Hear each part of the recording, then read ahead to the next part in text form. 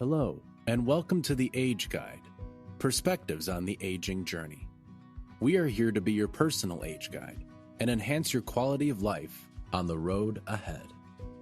We would like to introduce our new podcast series on veterans. AgeGuide offers a veterans-directed care program through the Veterans Health Administration program that gives veterans a choice and control over their long-term services and supports. The Veterans Directed Care Program is for people of any age who are enrolled in the Veterans Administration healthcare system. The goal of the program is to help veterans remain living in their own home and community as long as possible. The program helps participants set goals that are meaningful to them and their individual needs, and then connects them to community resources and caregiving services. Everyone wants a choice about their care. In this program, participants can hire their own caregiver, including a friend or family member. Caregivers face health risks, strained family relationships, and workplace challenges, and that adversely affects the veteran they're caring for. So, who is caring for the caregivers? The Veterans Directed Care Program can give caregivers a much-needed break. Studies show that if you support the caregiver, it helps improve the outcomes of the care recipient. We want to shine a light on the unique needs of the heroes in our community who fought for this country and the people who care for them. In this episode, we interviewed Pat O'Connor, who was in the Navy, and his wife Peggy, who is his caregiver. Pat and Peggy have both lived lives of service and commitment to country and home. They raised their own children, raised a grandchild, and ran support groups for others in the same situation. Let's listen in as they share their wisdom and experience and talk about the Veterans Program that makes a difference in their lives. All right, we're here today with Peggy and Pat, who are going to share with us a little bit about their experience with the Veterans Independence Program. And Pat, who is retired from the military, is going to share a little bit about his experience and as a petty officer in the Navy. So, Pat, thank you so much for having me today and for being willing to talk with us. Can you tell us a little bit about what you did in the military? Oh, it was just a very typical military career that I was in. The Navy on sea duty, what they call sea duty, for several years. And that consisted of doing amphibious training attached to a unit called UDT 21, which is Underwater Demolition Team 21 training out of Little Creek, Virginia. Wow. So underwater, what kinds of things were you doing?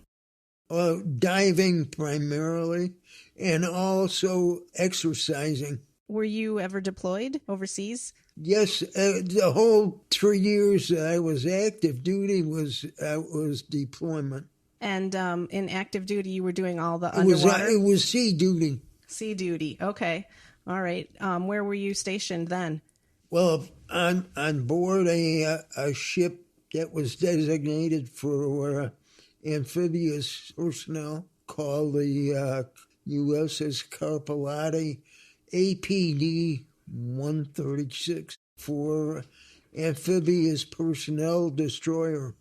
Oh, okay. That sounds quite interesting. Did you know when you entered the military that you wanted to do something underwater or something in... No, I did not. I went into the military and was recruited by Lieutenant Commander Richard Marchenko, who commanded SEAL Team 6. Okay, and he thought you'd be good at doing the diving, huh? What do you think he saw in you that made him think he wanted you on his team? We were running training, exercising and picking up divers with one of our landing craft, our boats, and I was boat coxswain on the boat with Commander Marchenko, and we were conversing and under the training mission and everything. I described to him that when I was just out of high school in Chicago, I worked for the Park District and was a lifeguard. And he said, so you're a good swimmer? And, strong swimmer and everything. Why don't you join us over here and train with us? Join the SEAL unit, training unit, UDT unit. Nice. So some of your background in Chicago as a young kid helped you out when you got into the military. Yes. That's awesome. So you have a T-shirt on that has a frog on it, I notice. What is that? It is. The frog was the logo of UDT logo, and we were called Frogmen. Oh, okay. Frogmen, because you were in the water all the time. Either that or, as I mentioned, it might be because of my looks. Okay. So how long did you serve in the military? I was 3 years active with the Navy, and after that, I left the Navy. I went back to school, to college, and at college I picked up a recruitment job at the Air Force, Illinois Air National Guard needed an operations technician. I thought at the time like at least a part-time job while I was going to college. Mm-hmm. Mm-hmm. So you continued working for the military even while you were in college. Oh, okay. And at that time, I met my girl here, my girlfriend, Peggy. Oh, okay. You met Peggy when you were... And we got married, yes. Okay, excellent. So were you back in Illinois at that point? Yes. Okay. All right. You were at an Air Force base when you were working as a recruiter? It was actually the working out of O'Hare Airport at the time. Oh, okay. Okay, so that's where you were based out of when you came back. What was your favorite part of being in the Navy and doing your diving? What was your favorite thing about that? My favorite was the recreation time after work. All right. Going out with the boys and having a couple of drinks. Were you stuck out in the water on a boat sometimes, though? No, it was primarily on board ship until we had a mission to accomplish. Okay. And then if we had to dive, we did. Okay, and then you would dock and you could go on land and you could have some time off. Yeah, we might travel to a different location. Okay. Like many of the locations we worked in was down in the Caribbean and in a little island called Roosevelt Roads. We used to nickname it Rosie Roads. Oh, is that in the Caribbean too? Mm-hmm. Okay. So you must have gotten to see a lot of that part of the world. Yeah. We also traveled into the Mediterranean and did combined exercises with some UDT and special forces from Italy, Turkey. Wow. And in the Mediterranean area. Okay. And then, of course, traveled throughout Europe in the Mediterranean area. Oh, okay. So that's why your downtime was so great, because you got to go to all kinds of different ports and see different countries. Yes. And okay. Oh, yes. Yes, I marvel at my active duty naval experiences. It was quite educational.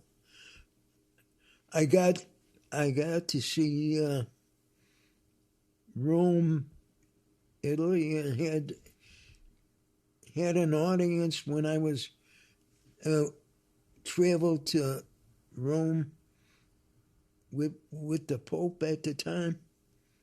You had an audience with the Pope? Yes, I did. Wow. Yeah, those are some great actually, experiences.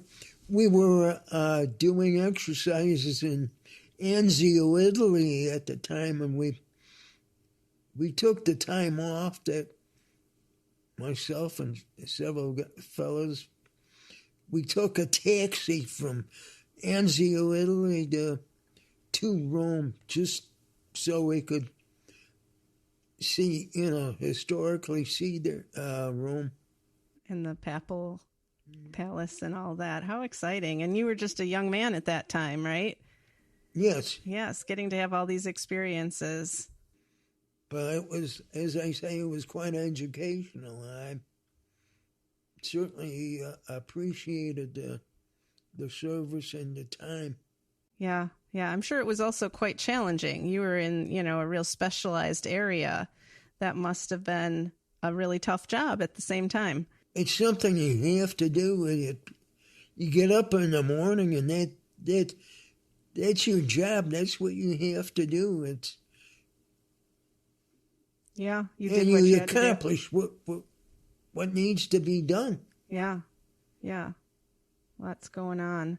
Any particular stories that you'd like to share with us about your time in the military? Only one. I met quite a attractive young lady in the Mediterranean when we were dropped anchor in a little area called Villefranche in France. Okay. Villefranche is a little village just outside Monte Carlo. When we pulled in and dropped anchor, and this young lady turned out to be Jane Fonda. Really? And she told us who she was, and so on. We said, "Oh yeah, sure. I heard that story before." Right? You didn't believe her. I've been to that movie before, And she's no. Come on over for dinner tonight and meet my dad.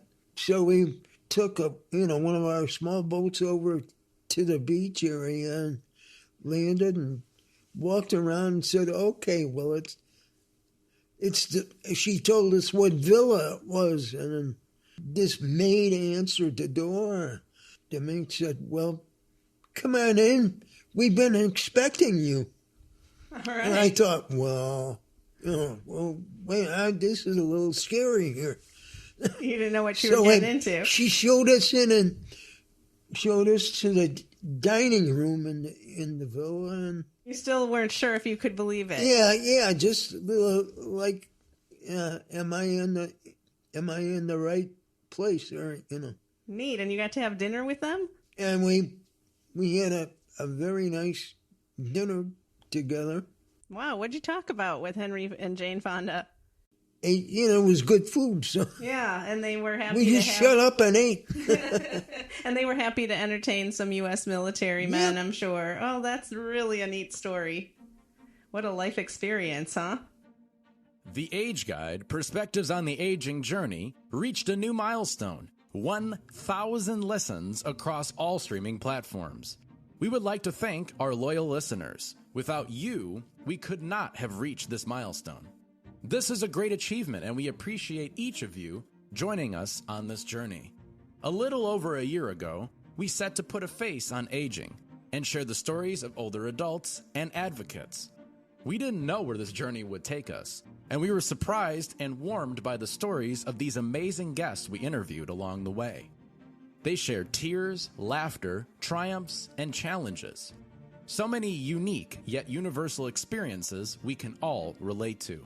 When we set out to provide a glimpse into the struggles and joys of aging, we had no idea how the stories and lived experiences of our guests would impact listeners, dispelling myths, and combating ageism. Our first episode shined a light on how long-term care was affected by the COVID-19 lockdowns, something not a lot of people were talking about. We went inside facilities to interview long-term care residents and spoke to former residents and those who lost loved ones during those challenging times. We then expanded our discussions, interviewing advocates, caregivers, and older adult pioneers. Since it started, our podcast has evolved in ways we weren't expecting, drawing attention to other topics that affect older adults. Along the way, we heard about lost prosthetic limbs, a clandestine hamburger, the healing power of music, a bubblegum solution to tonsillectomies, and a dog who predicts seizures. Through all of these stories, we found messages of hope, tenacity, and the power of connection. If this sounds inspiring, we invite you to join us on this journey and subscribe to the AgeGuide on your favorite streaming platform.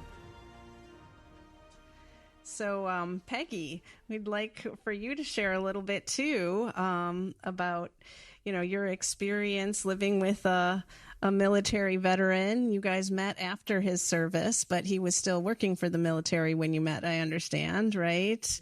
Yes, and you guys have had a full and rich life together. I understand you've raised kids and you've raised some grandchildren. Do you want to tell us a little bit about your experience as a caregiver from the perspective of being a grandparent and a spouse and caring for grandkids and caring for your husband? My grandmother had a great effect on me, and family was most important. And I cried my eyes out when she passed because she gave me so much to mature on. And she just had a way about her. She used to, when I was little, she would come and we had this big rocking chair. And when she'd come home from work, I always said that the rocking chair was big enough for a grandma and a little kid. Aw. I was on, it wasn't my program, but I was on the board at AgeGuide. And I wrote a book about grandparents raising grandchildren. For about a year, I did research and all the states. And it said, because I was trying to get attention to the problems of grandparents raising grandchildren. And usually it was because their children, the biological mothers, did not, they were drug addicts and just didn't want to be responsible. Challenging lives and weren't able to take care of their kids, and grandparents step in, and then grandparents are trying to be retired and they're taking care of little kids again. So that can be very challenging, but you guys stepped in and really filled a gap for some of your own grandchildren. He is extremely smart. He is very caring. Very caring young man. Yeah. And he's been a joy. Wonderful. We're very proud of him. Good. And he's always there for us. And I don't know how much more I can say. I think he's done some writing. Okay. He's an author too, huh? He's a very good people person. Excellent.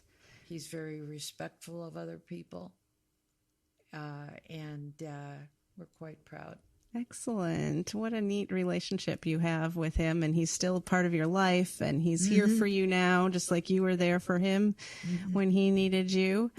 And your kids were all grown and out of the house when you took him in? Yes. Okay. Yes. She passed away when he was about a year.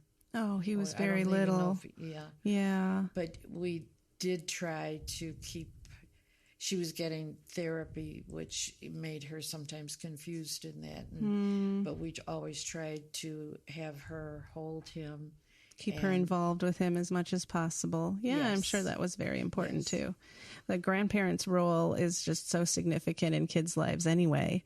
And when the parents aren't able to be around, and grandparents step in and fill that gap. Did you get any supports or services as a grandparent through like the Grandparents Raising Grandchildren program?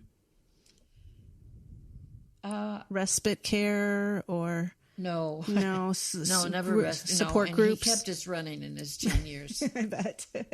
And support groups. You kind of helped to run some of those support groups, it sounds like. Yeah, that AgeGuide offered, and you were leading some of those groups for other grandparents. Oh, okay. What a neat opportunity. Well, thank you so much for talking with us and for this time that you took to share about your life. It's been our pleasure. I have to end with that. Our son and our daughter have kept us going. Oh, that's wonderful. And they let us know when they think we're wrong. Of course, as kids will do, right? Oh, well, thank you so much. It was a pleasure talking with you. Thank you for listening to the AgeGuide, Perspectives on the Aging Journey. We hope you learned something new on this podcast, because we all have a stake in promoting a high quality of life for people on their aging journey. AgeGuide coordinates and administers many services for older adults in northeastern Illinois. We serve DuPage, Grundy, Kane, Kankakee, Kendall, Lake, McHenry, and Will counties. Our specially trained professionals are available to answer questions and connect you with local service providers and resources such as the Family Caregiver Support Program, which provides valuable resources for those who are giving unpaid care to adults 60 plus or to someone with Alzheimer's disease or a related disorder. The program includes caregiver resource centers, respite services, gap filling services, legal services, caregiver counseling centers, training and education resources, and support groups. If you are interested in these services or want to learn more, go to our website at AgeGuide.org. Call our offices at 630-293-5990. Please follow our podcast so when we post our monthly podcast, you are notified on your streaming account. Thank you, and we will see you next time on the Age Guide, Perspectives on the Aging Journey.